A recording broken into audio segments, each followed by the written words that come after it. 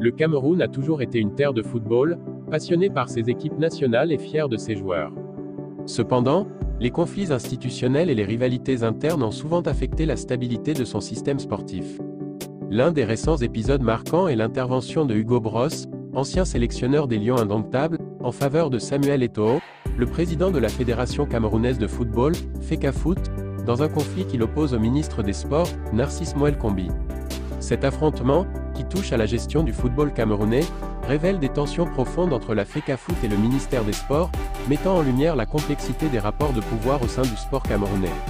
La querelle entre Samuel Eto'o et le ministre Narcisse Moël Kombi est née d'un désaccord autour de la gestion des équipes nationales et du choix des entraîneurs. Le point central de cette crise concerne la nomination du Belge Marc Brice comme entraîneur des Lions indomptables, une décision que le ministre des Sports a appuyée, en opposition au choix de la FECAFOOT sous la direction de Samuel Eto'o. Cette tension a atteint son paroxysme lorsque le président de la FECAFOOT a refusé de valider les décisions du ministère, invoquant le rôle indépendant de la fédération. De son côté, le ministre Moël Kombi s'est défendu en affirmant qu'il agissait sous haute instruction du président de la République, Paul Biya. Cela a conduit à un véritable bras de fer institutionnel qui a pris une dimension nationale, impliquant des personnalités influentes du football africain. Dans ce contexte tendu, Hugo Bross, entraîneur victorieux avec les Lions indomptables lors de la Coupe d'Afrique des Nations, CAN 2017, a pris position en faveur de Samuel Eto'o. Selon Bross, Eto'o représente l'avenir du football camerounais, non seulement en tant qu'ancienne légende sur le terrain, mais également en tant que dirigeant capable de réformer le système pour le rendre plus performant. L'ancien sélectionneur a exprimé sa colère face aux interventions politiques dans le football, soulignant que ce genre de conflit interne pourrait nuire aux performances des équipes nationales.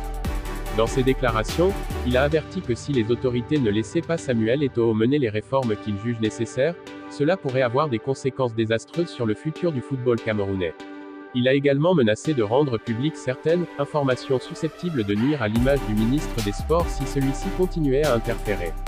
Argumentation de Bross, une défense de l'autonomie sportive.